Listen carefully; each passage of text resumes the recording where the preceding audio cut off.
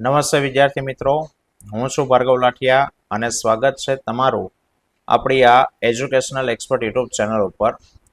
મિત્રો, આજે આપણે ધોરણ 7ની અંદર વિષય ગુજરાતીમાં ગાલા સ્વધેય પોથીમાં પાઠ 2 બરાબર, જેનું આપણે સોલ્યુશન જોઈએ છીએ, જેમાં ઓલરેડી એક વિડીયો છે તે આવી ગયેલો છે પાઠ 2નો. બરાબર, જો તમે ન જોયો હોય તો નીચે લિંક આપેલી છે, ત્યાં જઈને તમે જોઈ શકો. ચલો તો વાત કરીએ આજે પ્રશ્ન 8 થી, જેમાં પહેલું છે કે ભાઈ ડોક્ટરને પોતાની નિમણૂક કાળા પાણીની સજા જેવી કેમ લાગી? તો કે ડોક્ટરની જે ગામમાં નિમણૂક થઈ હતી તે ગામ સ્ટેશનથી 16 કિલોમીટર દૂર હતું. ત્યાં ન મળે બસ કે ન મળે ગાડું, નદી નાળા વાળો રસ્તો, ઘોડા ઉપર સામાન મૂકી અને આવજા કરવી પડે, અને ટપાલની તકલીફ, અઠવાડિયામાં 3 વખત જ ખાલી ટપાલ આવે, અને તેથી ડોક્ટરને પોતાની નિમણૂક કાળા પાણીની સજા જેવી લાગી. બીજું છે, ડોક્ટરે ઈશ્વરનો સંકેત શામાં જોયો અને શાથી? તો કે ડોક્ટરે પોતાની નિમણૂક છેવાડાના ગામડામાં થઈ એમાં ઈશ્વરનો સંકેત જોયો, અને તેમને થયું કે જ્યાં ટપાલ કે વાહન વ્યવહારની સુવિધા ન હોય ત્યાં દવાની વ્યવસ્થા કેવી રીતના હોય?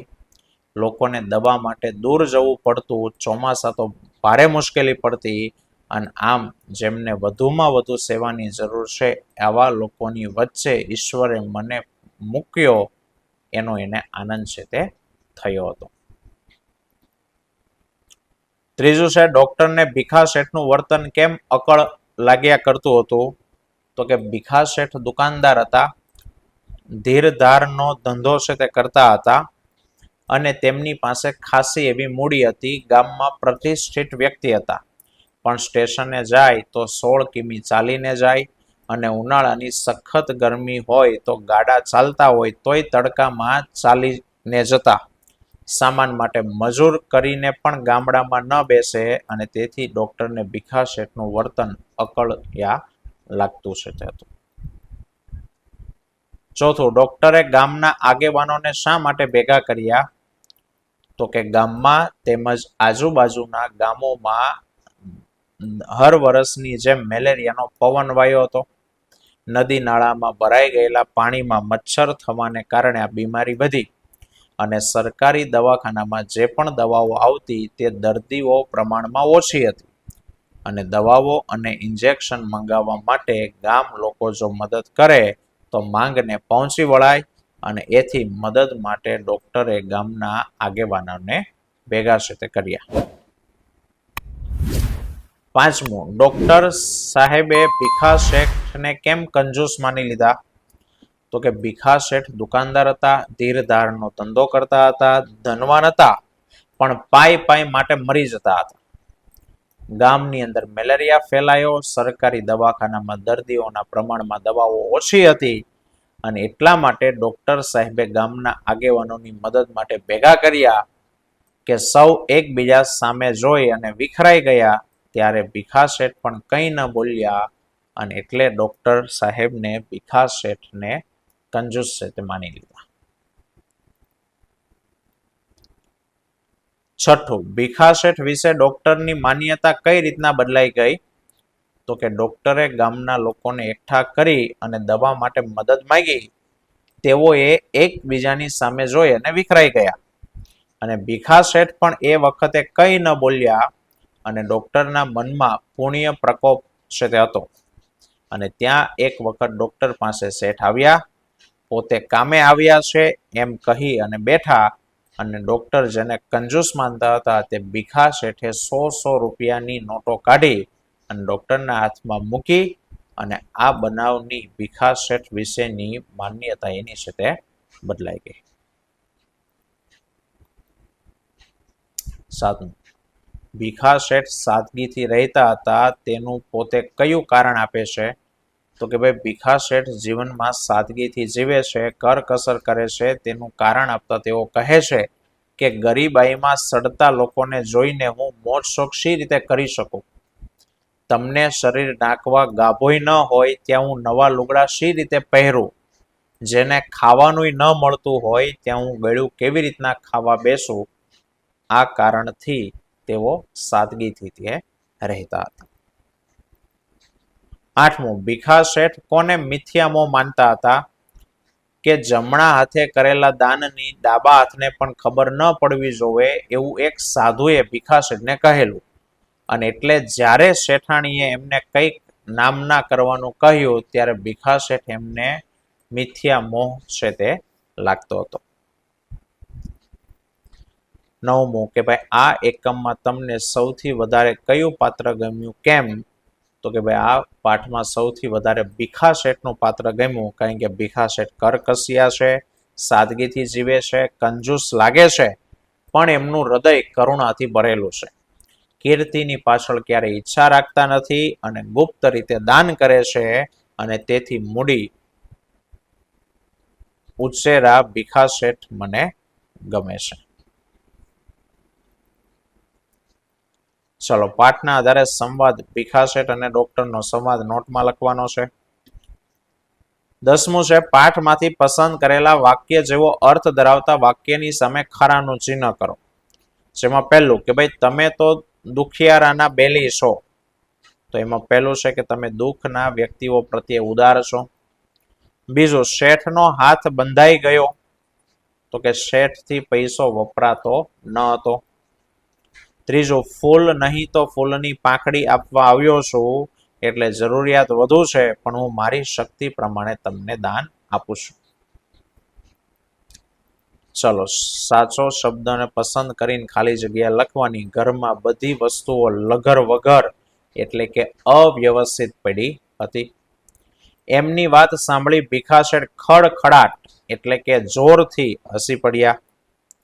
ભીખા શેઠ દવાખાનામાં પ્રવેશ્યા એટલે કે દાખલ થયા.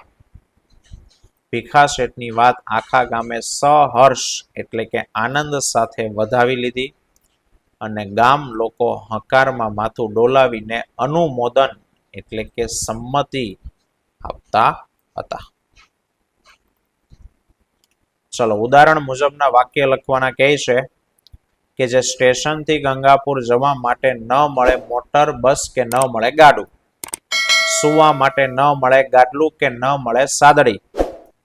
તો એનું વાક્ય કે મારો મિત્ર રાકેશને ન આવડે ગણિત કે ન આવડે વિજ્ઞાન, મારી નાની બહેન પણ ખરી છે, ન પોતે ભણે કે ન મને ભણવા દે. બરાબર. ચલો, પછી છે ફકરામાં સુધારા કરીને લખવાનું છે. મિત્રો, ત્યાં હસ્વઈ દીર્ઘાય હોય, બરાબર છે, સારા અક્ષરે અને સુધારો કરી અને જોડની જૂની જો કોઈ ભૂલ હોય તો એ સુધારો કરીને લખવાનું છે. જેમ કે ઘણો નુકસાન કર્યો નહીં પણ ઘણું નુકસાન થયું, બરાબર, આ ટાઈપ લખેલું છે, તમે સ્ક્રીનશોટ પાડી લો. ચલો, નીચેના વાક્યમાંથી વિશેષણ લખવાનું છે. ગામ સ્ટેશનથી 16 કિલોમીટર દૂર છે, તો અહીંયા 16 એ વિશેષણ છે. કયું? તો કે સંખ્યા દર્શાવે છે. તૂટક તૂટક વાતોમાંથી મને જાણવા મળ્યું, તો તૂટક તૂટક પ્રમાણવાચક. તમે કાલ્પનિક ઘોડા જેવા દેખાવ છો, તો એમાં કાલ્પનિક એ વિશેષણ છે અને ગુણવાચક. હરાયું ઢોર પાણી પીએ છે, તો એમાં હરાયું એ પણ ગુણ છે, અને મારો ગભરું જીવ રડી પડ્યો, તો ગભરું એ પણ ગુણવાચક વિશેષણ છે. ચલો, જોડણી માટે તમે સ્ક્રીનશોટ પાડી લો. ઠીક છે. અને બબે સમાનાથી, તો એમાં સજા તો શિક્ષા કે દંડ, નિશાસો એટલે નિશ્વાસ કે આહ. ત્રીજું છે નદી એટલે સરિતા કે તરગીણી ટંડીની, પાણી એટલે જળ, વારી, નીર, અને જરા એટલે થોડુંક, લગાર. વિરોધી શબ્દમાં છે પસંદ તો નાપસંદ, ગરીબાઈ તો શ્રીમંતાઈ, ન્યાય તો અન્યાય, મિથ્યા તો સાર્થક, ખર્ચ તો બચત, અને ખરું તો ખોટું. એક અને બહુવચનના 5 શબ્દો એક વચનમાં દર્દી, શેઠાણી, દવાખાનું, ખૂણો, ગામડું. બહુવચનમાં લોકો, લુગડા, છોકરા, છાપા, ઓરડા. આ બહુવચન કોઈ પણ લખી શકાય, બરાબર, આજ લખવા એવું જરૂરી નથી. ચલો, શબ્દ સમૂહ માટે એક શબ્દ કે કળી એટલે કે સમજી ન શકાય એવું એટલે અકળ. ધર્મ બુદ્ધિને લીધે ઉપજાયેલો ક્રોધ પૂર્ણ્ય પ્રકોપ. સેવાને જ જીવન ધ્યેય માની જીવનાર તો કે મશીનરી. અને વ્યાજે નાણાં ઉછીના આપવા તે ધીરધાર. ચલો, 20મું છે રૂઢિપ્રયોગનો અર્થ અને એનું વાક્ય પ્રયોગ. કે કાળા પાણીની સજા થવી એટલે કે દેશ નિકાલની સજા કરવી. વીર સાવરકરને કાળા પાણીની સજા કરવામાં આવી હતી. દમ નીકળી જવો એટલે કે થાકીને લોથપોથ થઈ જવું. દિવાળીમાં 3 દિવસ સતત ઘરની સાફ સફાઈ કરતા નાની બહેનનો દમ નીકળી ગયો. ઓહો, ઘણા બધા છે. ચલો જોઈએ. બીજું છે પગ મૂકવો એટલે કે દાખલ થવું, પ્રવેશવું. નેતાઓના બંગલામાં આગળ કોઈએ પરવાનગી વગર પગ મૂકવો નહીં. પાઈ પાઈ માટે મરવું, કંજુસાઈ લાગે એટલી હદે કરકસર કરવી. શેઠ એમના વ્યવહારિક જીવનમાં પાઈ પાઈ માટે મરતા, પણ એમ કરીને બચતનું ધન છે એ ગામમાં આપતા. હાથ બંધાઈ જવો એટલે કંજૂસી કરવી. મોહન કોઈ કામ કરતો ન હતો, તેથી પૈસા વાપરમાં તેનો હાથ બંધાઈ જતો. છઠ્ઠું, અડધા અડધા થઈ જવું એટલે ગાંડાતુર થઈ જવું. ઉમળકાથી ગાંડાતુર થઈ જવું. 6 વર્ષે દીકરો ભણી ગણીને ઘરે આવ્યો તો મા બાપ અડધા અડધા થઈ ગયા. થાપ ખાવી એટલે કે છેતરાઈ જવું. રાજુભાઈ તેમની એકની એક દીકરી માટે જમાઈ શોધવામાં થાપ ખાઈ ગયા. જમાઈ. ગમ ખાવું એટલે કે મનને રોકવું, ખમી જવું. સમજુ માણસ મુશ્કેલ સંજોગોમાં પણ મૌન રહી પરિસ્થિતિની સામે ગમ ખાઈ જાય છે. અને 9મું, નામના કરવી તો કે ખ્યાતિ મેળવવી, પ્રતિષ્ઠા મેળવવી. કે ભાઈ ટેબલ ટેનિસમાં રોહને રાજ્ય કક્ષાએ પ્રથમ આવી અને ઘણી નામના મેળવી. અને લાસ્ટ છે નિશાસો નાખવો એટલે નિરાશાને કારણે લાંબો શ્વાસ લેવો. મમ્મીને કંઈ પણ કામ બતાવે તો ઋત્વી હંમેશા નિશાસો નાખે. ચલો મિત્રો, તો આ હતું પ્રકરણ 2 પાઠ 2 એનું સોલ્યુશન. બરાબર, આવતા વિડીયોમાં ફરી પાછા મળીશું. ત્યાં સુધી જય હિન્દ, જય ભારત.